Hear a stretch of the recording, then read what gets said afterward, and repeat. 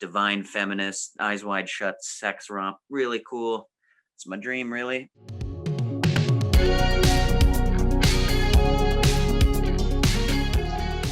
What's up, everybody? Welcome back to Taste Like Music. Cramser and Joe here. Jason's got the week off. For the first time, we tackle trip hop officially on the channel with Massive Attack. Yesterday, we ranked all 5 studio albums of Massive Attack.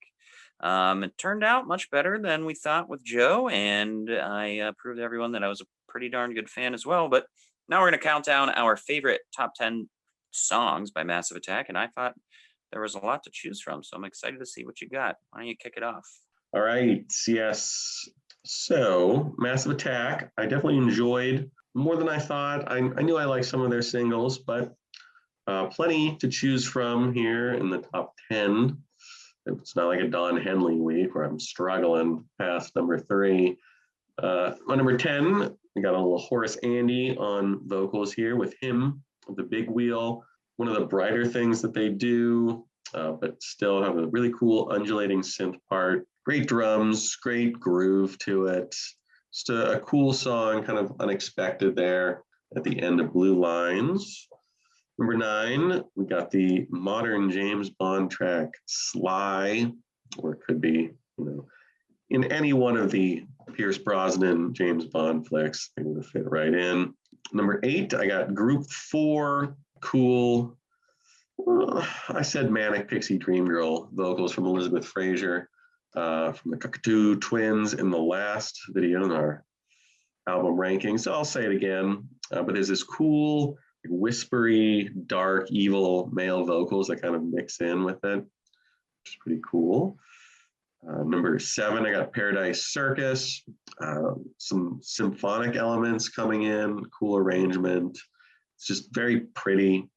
It's one of those, they don't always do the pretty tracks. There's a lot of it's, dark and sort of foreboding, but, when they turn it on and they want to go this cool, beautiful, shimmering music, they absolutely can do it. The bass is great. Vocals from Hope Sandoval, from Mazzy Star. Number 6, I got Lately, just a good, dark, evil disco beat. Strut to this one. Number 5, I got Girl, I Love You. Some cool brass elements, just kind of booming unexpectedly, I would say, because I don't recall them ever doing brass before, but hey, why not? They bust it out and it works for them. More vocals from Hope Sandoval, Mazzy Star on that one. Number 4, Safe from Harm. Great way to kick off their debut.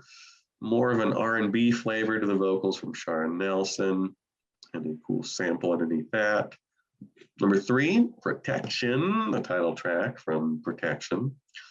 Another smooth R&B, a little less of the, well, I don't know, it's got a trip hop beat, but the cool R&B vocals. So it's, what they do best. They kind of unite the beautiful and the dark, and, the light and the dark, the beautiful, the ugly, the whatever, it all works for them.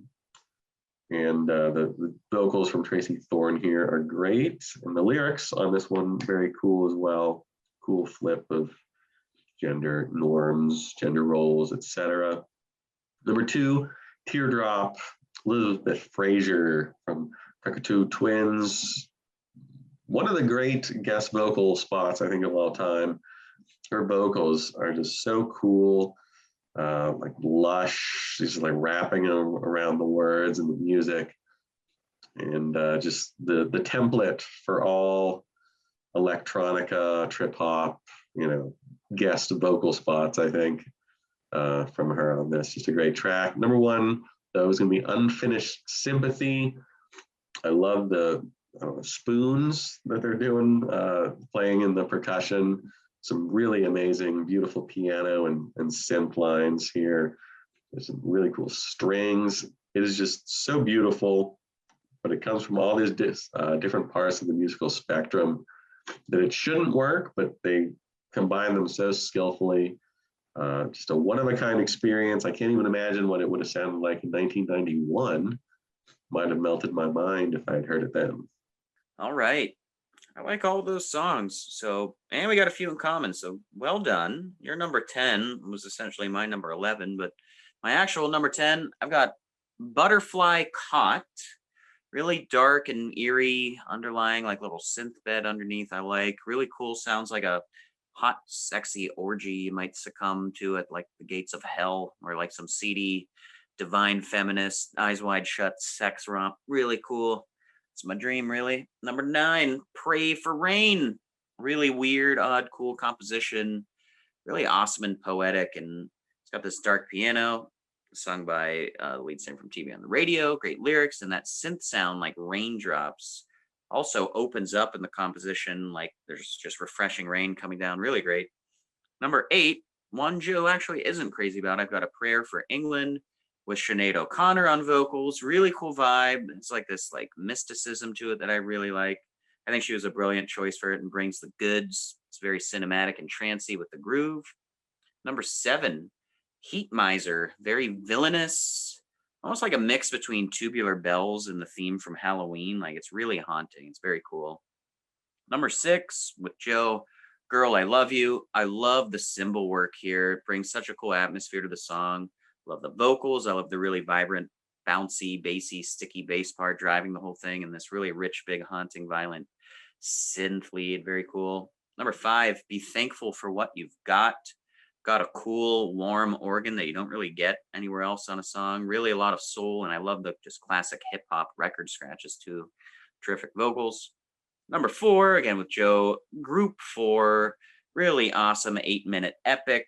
It builds and builds perfectly, really beautiful singing and evaporates at the end really fittingly. Song feels like you're like unlocking an ancient secret of the earth. Very cool. Number 3, Inertia Creeps, really lively beat. Vocals are great, creates this really cool, mysterious mystique that I totally dig, really hypnotic. And I love when it cuts out too and just has the guitar rolling. Number 2, Everywhen.